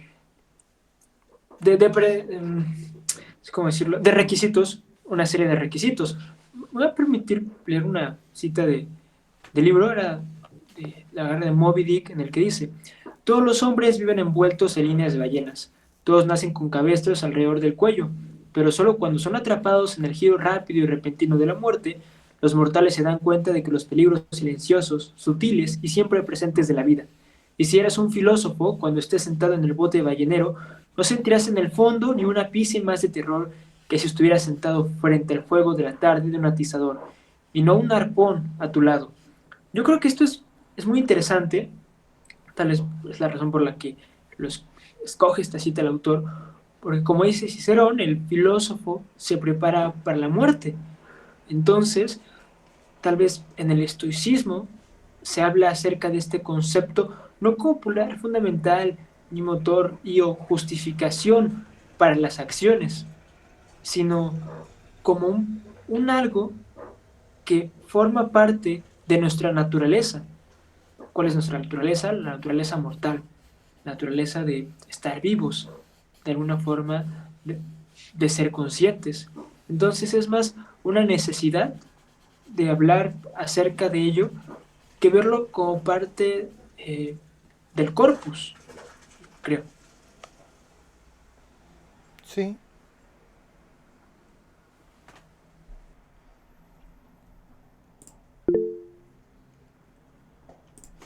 Quedándonos 20 minutos, les pido que intentemos darle vuelta, como pensar que estas son nuestras últimas intervenciones. A mi parecer, esta mirada un poco más fría que tiene la muerte dentro del estoicismo siempre me ha parecido vinculada con el horror cósmico que uno aparece en Lovecraft. El horror cósmico en Lovecraft tiene que ver con lo minúsculo que somos, lo ínfimos que somos en el marco enorme del universo, pero en un universo que carece de sentido. Entonces, cuando abrimos esta ventana hacia el otro lado, por ejemplo, en la música de Eric Zahn, un hermoso cuento, cuando miras hacia al otro lado de la ventana, hacia el otro lado donde te encuentras con esta totalidad que es la nada, lo único que te queda es horror, porque no hay nada de qué agarrarse. Te das cuenta de que la muerte no te libera, sino que te hace insignificante. E insignificante en un universo espantoso, horrendo y, bueno, sin sentido. Pero en el estoicismo, por contraparte, esta misma experiencia, el sentirse minúsculo, el sentirse pequeño, usando los capítulos anteriores, el reconocerse como una mota de polvo en el gran contexto temporal, en el gran contexto universal, geográfico, etc., nos hace, en vez de sentir horror y terrible, nos empuja a ser humildes, a hacer el bien y a perseguir la virtud o la razón. Dado que somos pequeñitos, nos intentamos vincular con la totalidad. Totalidad que es accesible. Y esto es todo un debate y puede explorarse, pero creo que ahí hay un tema que todavía puede traerse y que tiene sentido traerlo para hoy. Ya sea que esta totalidad tiene un carácter providencial o místico, que es posible, una posición, o reconocernos como, cuando menos, ciudadanos de esta polis, ciudadanos de este territorio, amigo de mis amigos, hijo de mi madre, vecino de mis vecinos. Pertenezco a algo más grande. Incluso si el mundo no tiene sentido, por lo menos yo puedo hacerle el bien a mis amigos. Por lo menos puedo tener un uso de razón ordenada, ¿no? En la que, aunque el universo esté hecho de átomos, hacer el bien de manera ordenada. Entonces la muerte no es terrible. Y creo que ahí viene la gran diferencia, ¿no? En el nihilismo, al ser irracionalista, se desconoce la fuerza de la razón. Y que mediante la razón sí se puede hacer el bien. Y que sí puede leerse el mundo de manera ordenada. Y en el estoicismo, tanto tradicional como el moderno, sí es la razón el instrumento por el cual yo sí puedo llegar a hacer el bien.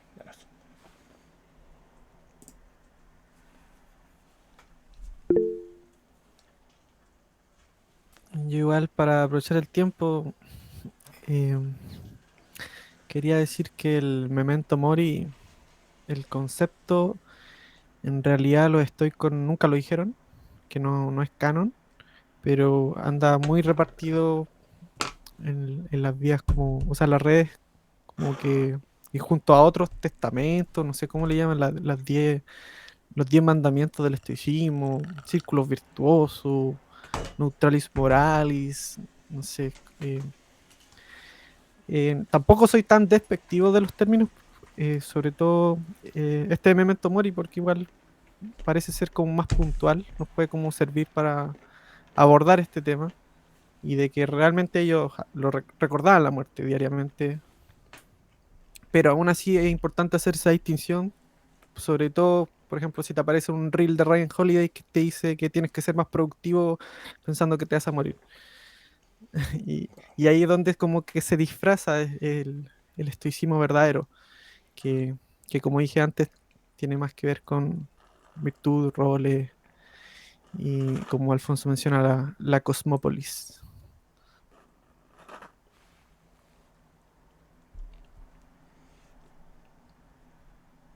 Sí.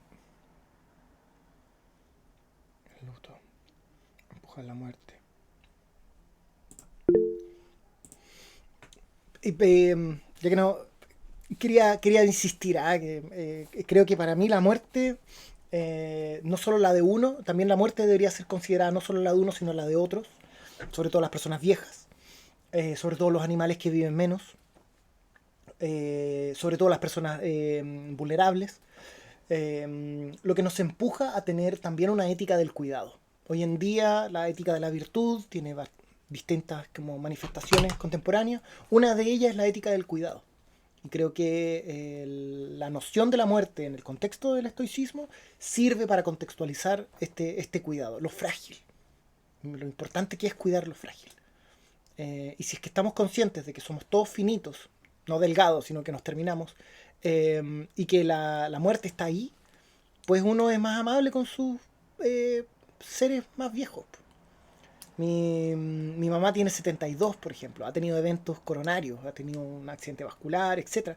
Yo he acompañado a mi madre cuando ha tenido episodios, estaba ahí en urgencia, es terrible, pero cuando ha estado en el momento y ya estaba metido en el estoicismo, yo decía, bien Alfonso, man, para esto entrenamos. Y para eso no solo entrenamos en el ahora, sino por eso he estado, no sé, estos 2 años acompañando a mi mamá, estando ahí para ella, actuando bien, ¿cachai? Porque uno valora, pues, uno valora. Sobre todo, no solo eso, sino también los amigos, si estiramos un poco el concepto, los amigos entristecidos, yo creo también ahí hay un espacio que cuidar. Los amigos, no sé, los tendientes al suicidio, por ejemplo. Cuando amigos están en esta espiral del sinsentido.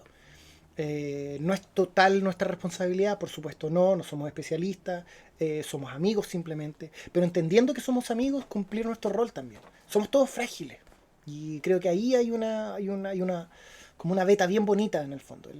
Dado que todos somos mortales, tener compasión y encargarnos de cuidarnos unos a otros. Hacer el bien, ¿por qué no hacer el bien? Eso.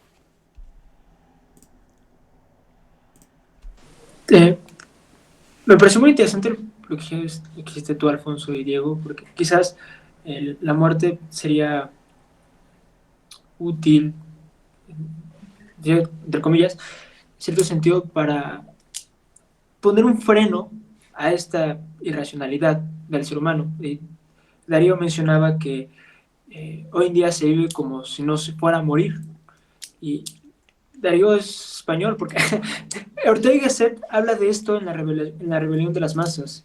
Él lo conoce como el hombre masa, un ser humano al que no le importa en absoluto todos los aspectos que se estaban tratando de recuperar en la Ilustración. Solo se importa, sí, ni siquiera le importan sus amigos, sus familiares, sino es como esta perspectiva incluso que renació en Estados Unidos de vive hoy, vive aquí el ahora, el famoso You Only Live Once y cosas de este estilo. Sin embargo, desde ese punto sería necesario traer el concepto de la muerte para el estoicismo, pero yo creo que la muerte no tendría que ser absolutamente nada para el Procoptón, el sabio estoico, ¿no? Hablando con Epicuro en este sentido de que la muerte no es nada para mí. Yo creo que no hago las cosas porque me voy a morir o porque la muerte existe, porque de lo contrario no sería libre. Lo que dice Séneca, hago las cosas porque soy libre. ¿Y por qué soy libre? Porque no le tengo miedo a la muerte. Porque yo sé que si ella llega, me será completamente indiferente. ya que no la podría experimentar de ninguna forma. El proceso de morir, sí, la muerte tal cual no. Ya era la última intervención. Em, yo quería contar algo que pasó ayer, que igual está muy vinculado, y si hiciera un video sobre la perspectiva, pondría este ejemplo, porque ayer llegué a mi casa y tenía una disposición a querer, una alta disposición a querer llegar a mi pieza y hacer mis cosas. Y, pero entre medio me topé a mi abuelo y me empezó a contar algo y me contó sobre un gol de mitad de cancha que hizo hace un tiempo. Y ese gol ya me lo había contado, entonces mi disposición, la impresión que tuve fue como, siempre me cuenta lo mismo, ya estoy chato, y es como ya, ¿por qué no me cuenta otra cosa? Y después fue como en ese momento empecé a poner perspectiva y dije, como que sentí como que me habló Epícteto, como que la muerte está aquí, ahora.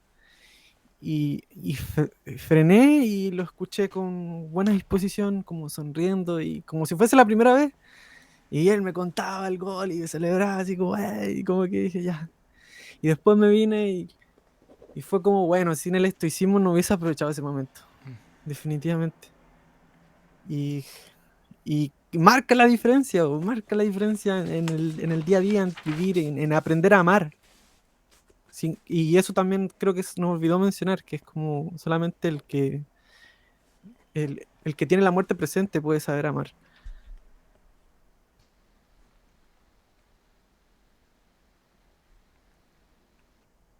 Mm. La muerte.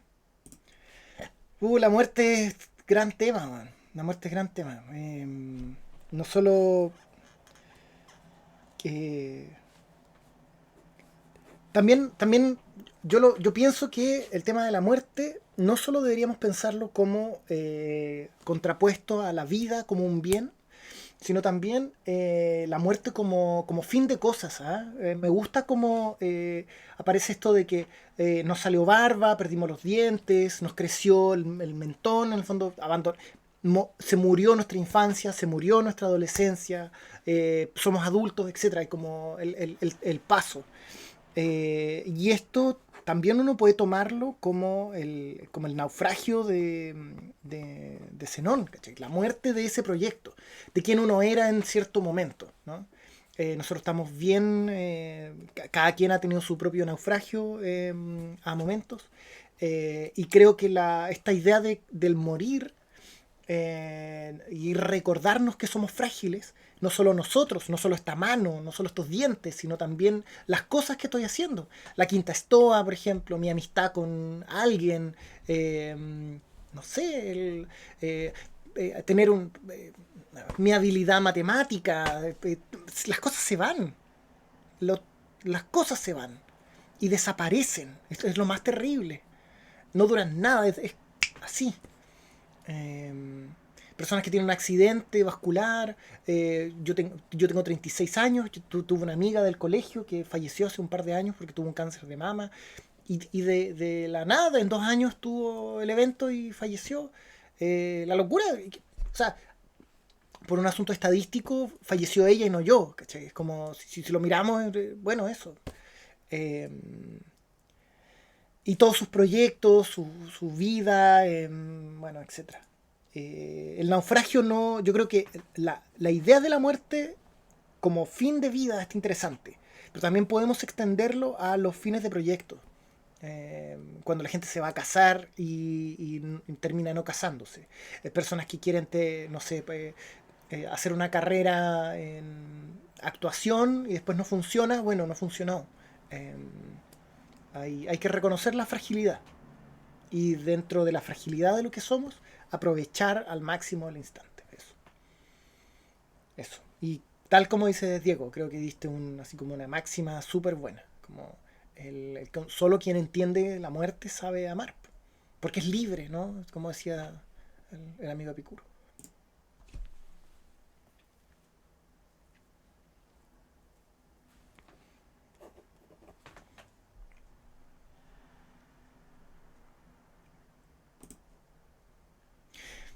Eso. ¿Alguien más, chicos? Joven Aaron, joven Darío.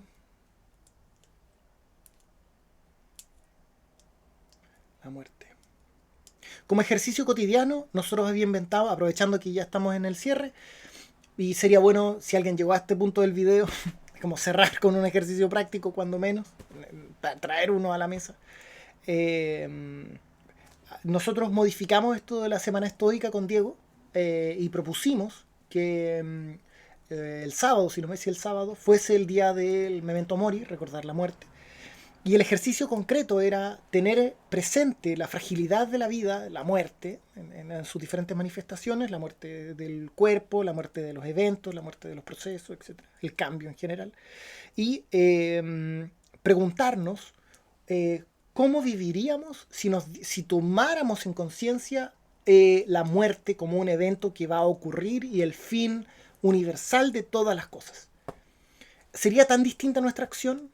Y claro, uno hacía en 2 columnas cómo uno viviría la vida no pensando en la muerte y no incorporándola como una condición.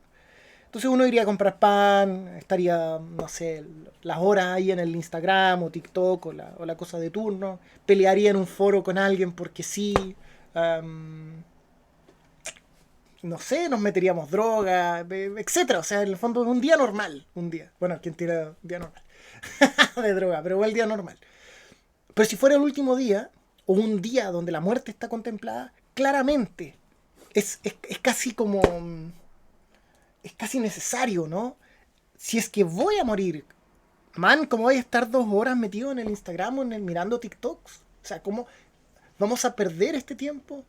Si nos vamos a morir, ¿por qué no en vez de estar de esas 2 horas mirando TikTok, estamos 2 horas preguntándoles cosas a nuestras madres, padres, primos, hermanos, seres queridos? ¿Por qué no ir a la playa con alguien, invitar a tener una cita? Tener una cita contigo mismo. ¿Por qué no hacer algo bello, no? ¿Por qué no estudiar? ¿Por qué no? Etcétera. Y esta distancia, yo creo que es un ejercicio bien bueno. Despertarse en la mañana, recordar que esto es un día, y lo hacía Séneca. Yo creo que ese podría ser un buen ejercicio. Despertar en la mañana y entender que este va a ser un día como si fuese una vida entera, ¿no? Voy a nacer esta mañana, voy a como refrescarme desde mi cansancio de la noche anterior, vivir un día entero, y al final de mi jornada es como si fuera a morir. Si es así, el día entero lo vamos a vivir, no sé si con más pasión, porque no es la palabra, pero sí con más orden, sí con más como conciencia. Sí, no perderíamos el tiempo enojándonos. Por ejemplo, tengo amigos que sufren cuando van a la fila del banco, o sufren cuando salen a la fila del supermercado. Mi tiempo se está yendo, y en vez de estar ahí, alegrarse porque estamos vivos, porque tenemos platita para comprar tonteras, en vez de mirar que los dos de allá se están coqueteando, que tal persona tiene no sé, algo lindo en el pelo, en vez de asombrarnos y aprovechar ese tiempo, esos 7 minutos que no están en la fila. ¿Por qué sufrirlos si es un asunto de lectura de mundo? ¿Por qué no lo releemos tal como es? Y esto es solo tiempo que lo podemos aprovechar, o sea, podemos hacer un buen uso. O andar con un papelito y ordenar, pensar. ¿Por qué no pensar? En vez de sufrir que estáis ahí en la fila. Aprovechar que tenéis 15 minutos libres. El tema de la micro, leer en la micro, bueno, etc. Si contemplamos la muerte como un asunto cotidiano, la vida se hace más, se refresca de algún modo, se moviliza. Eso quería señalar.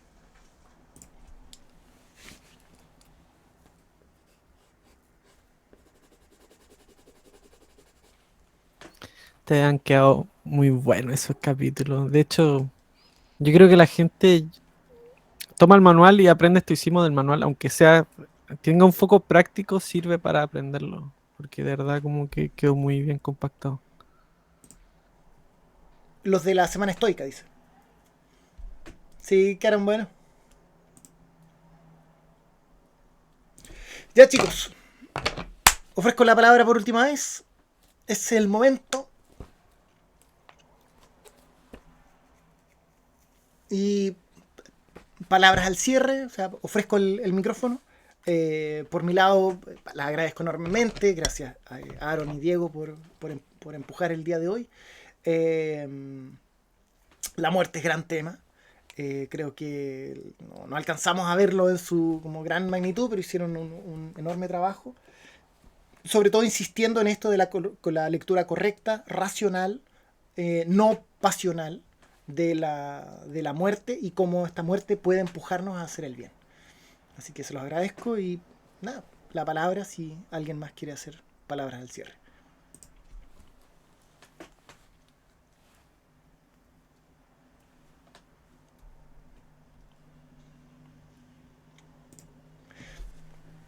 No, ya. Como quinta es toda, agradecemos la presencia de los chicos, bacán que presentaron. Y gracias por sus contribuciones. A todos, pues, a todos los que estuvieron aquí para cerrar. El tema de la muerte, gran asunto. Nos vemos en 2 semanas y si no me equivoco es el tema del deseo. Un abrazo, Luego. chicos. A todos. Chaito, Chau. un gusto también. Igual.